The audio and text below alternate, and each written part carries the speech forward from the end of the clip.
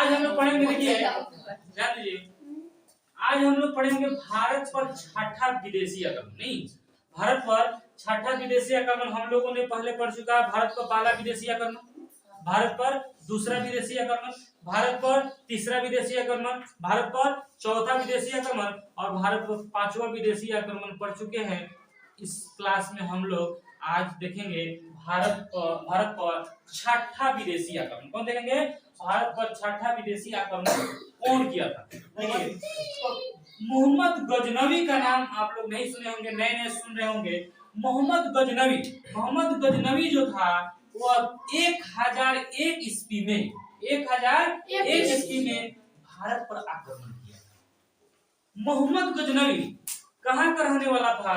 मोहम्मद गजनवी तुर्क का रहने वाला था। कहाँ का? तुर्क का रहने वाला था। मोहम्मद गजनवी का शासक जो था, गजनवी का जो शासक था अल्पतगीन। इसका नाम थोड़ा अजीब होता है, इसलिए इसका नाम देखिए कैसे हम आपको याद कर रहे हैं। अल्पतगीन। क्या नाम है? अल्पतगीन। इसका शासक का मतलब समझिए, शासक का मतलब होता है मालिक, नहीं राजा। जैसे अगर हम लोग का अभी राजा कौन? हम लोग का राजा अभी मतलब इस देश का जो राजा है, इस देश का जो राजा है अभी कौन? प्रधानमंत्री को कहा जाता है। प्रधानमंत्री कौन है? नरेंद्र मोदी। तो हम लोग का राजा अभी कौन कहलाएगा? नरेंद्र मोदी। और बिहार का राजा कौन कहलाएगा? नीतीश कुमार। इसी तरह से उस समय एक राजा था जिसका नाम था अल्पतगीन। क्या नाम था? अल्पतगीन। अल्पतगीन जो था मोहम्मद गजनवी का शासक था। शासक मतलब राजा का ये मालिक है, ठीक है। अब इस मोहम्मद गजनवी के बारे में जानते हैं, आखिर मोहम्मद गजनवी कौन था? तो इसका राजा हो गया कौन? अल्पतगीन। अब देखिए आगे है, गजनवी का शासक अल्पतगीन, लेकिन अल्पतगीन का दामाद माने इसका दामाद एवं गुलाम। गुलाम मतलब होता है उसका मतलब उसके अंदर रहने वाला, मतलब एक प्रकार के नौकर समझ लीजिए, उसके अंदर रहने वाले को गुलाम कहते हैं। तो अल्पतगीन का जो दामाद था, या गुलाम कहिए या दामाद कहिए, यानी कहने का मतलब है उसका गुलाम था, ये अपने बेटी के शादी मतलब किससे किया था? सुबुक्तगीन से की। मतलब अल्पतगीन का दामाद या गुलाम कौन था? सुबुक्तगीन। कौन था? सुबुक्तगीन था। यह जो अल्पतगीन का दामाद था या गुलाम कहिए, गुलाम या दामाद, यानी कहने का मतलब है उसके यहाँ वो गुलाम था और उसके बाद में उसकी उसी की बेटी से वो शादी कर लिया था। यानी चाहे अल्पतगीन ने अपने बेटी का शादी उससे कर दिया था। किससे? सुबुक्तगीन से। सुबुक्तगीन उसके यहाँ क्या था? नौकर था। मतलब नौकर कहिए या गुलाम कहिए, दामाद, ठीक है। तो अल्पतगीन का दामाद कौन था? सुबुक्तगीन। अच्छा, सुबुक्तगीन। अब इसका सुबुक्तगीन का पुत्र मोहम्मद गजनवी।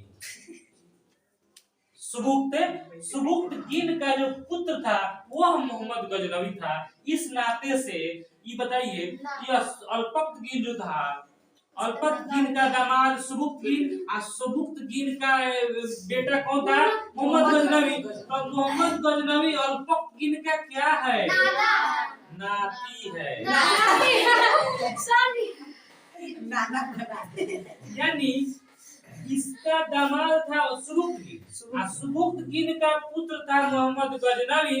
तो मोहम्मद गजनवी किसका नाती? अल्पतगीन का। अल्पतगीन का नाती हो कि नहीं? अच्छा, मोहम्मद गजनवी का नाना कौन था? मोहम्मद गजनवी का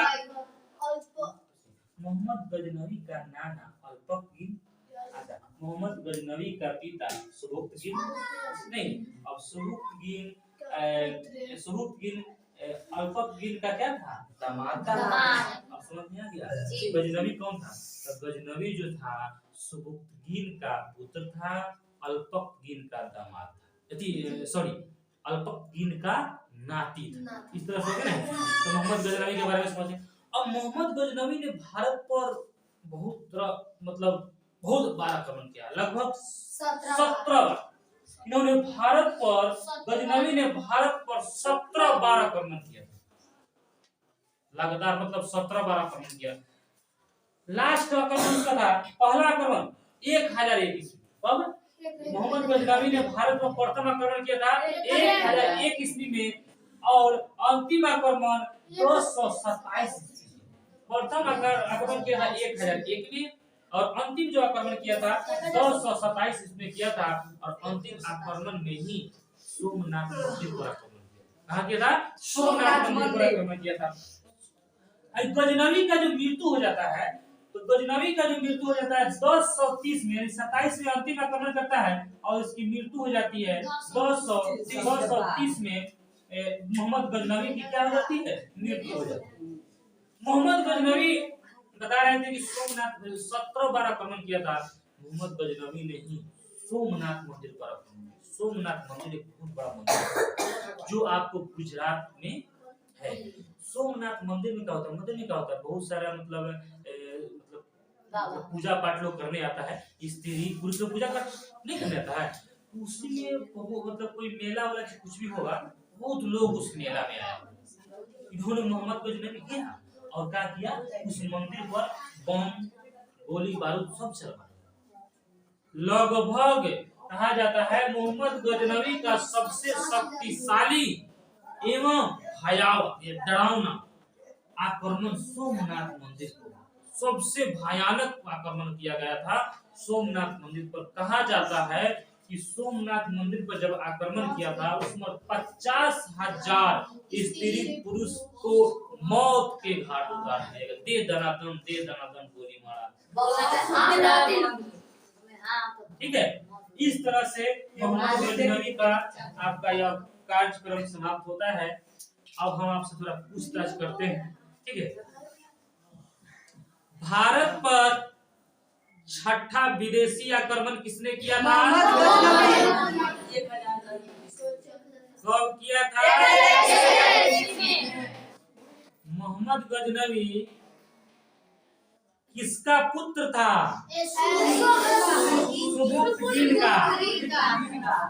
सुबुक्तगिन का। सुबुक्तगिन कौन था?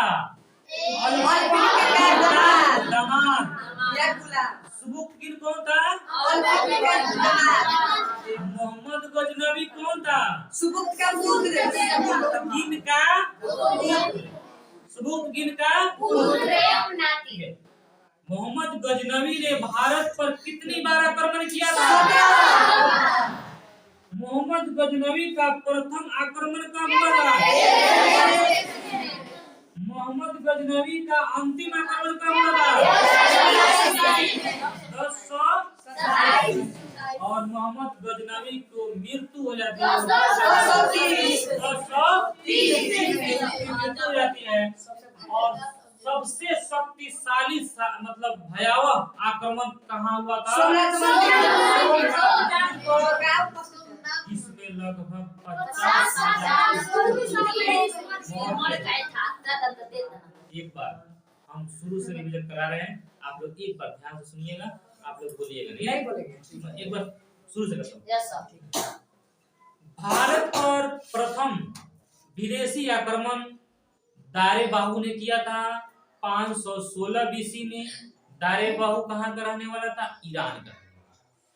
भारत पर दूसरा विदेशी आक्रमण सिकंदर ने किया था 326 ईसा पूर्व में, और वह यूनान का।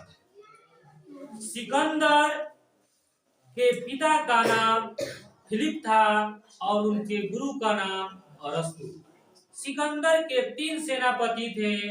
पहला का नाम था निर्याकस, दूसरा का नाम था एरिस्टोबुलस, तीसरा का नाम था एरिस्टोक्रेटस।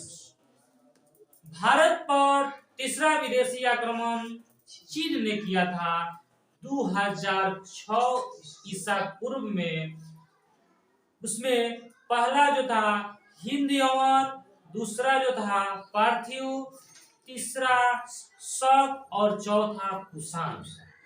उसके बाद में भारत पर चौथा विदेशी आक्रमण हुनों ने किया 467 बीसी में हुनों ने किया था, हुनों उसी समय जब भारत पर चौथा विदेशी आक्रमण हुआ था, उसी समय भारत में एक महान गणितज्ञ, विश्व के महान गणितज्ञ आर्यभट्ट का जन्म पटना जिले के करेंगना गांव में हुआ था, जिसमें आर्यभट्ट ने बहुत सारा मतलब गणित में खोज किए, इसलिए उसे विश्व गणित का पिता कहा जाता है। उन्होंने जीरो का आविष्कार किया,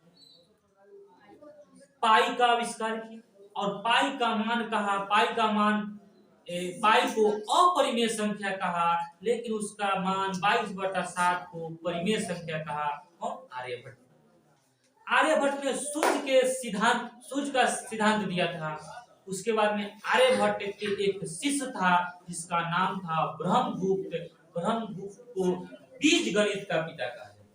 ब्रह्मगुप्त को बीज गणित का पिता इसलिए कहा जाता है क्योंकि ब्रह्मगुप्त ने ही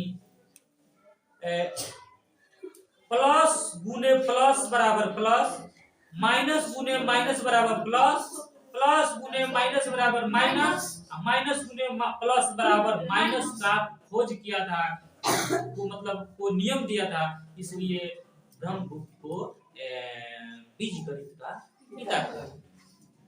नेक्स्ट है, चौथा हो गया। अब भारत पर पांचवा विदेशी आक्रमण। तो भारत पर पांचवा विदेशी आक्रमण एक मुस्लिम ने आक्रमण किया, जिसका नाम था मोहम्मद बिन कासिम। वह 712 ईस्वी में मोहम्मद बिन कासिम ने भारत पर पांचवा आक्रमण किया था। मोहम्मद बिन कासिम सिंध के रास्ते पाकिस्तान आया था, और जिस रास्ते से आ रहा था वो सिंध का राजा था उस समय, राजा दाहिर की हत्या करके वो मतलब भारत पहुंचा था। मोहम्मद बिन कासिम ने जजिया कर लगाया था। जजिया कर का मतलब होता है गैर मुसलमानों से लिया जाने वाला कर को जजिया कर। तो जजिया कर लागू करने वाला मोहम्मद बिन कासिम था, और उसको समाप्त करने वाला दिल्ली का एक सल्तनत, इसका नाम था फिरोज शाह तुगलक, ने जजिया कर को समाप्त कर दिया। उसके बाद भारत पर छठा विदेशी आक्रमण मतलब छठा मोहम्मद गजनवी ने किया 1001 ईस्वी में।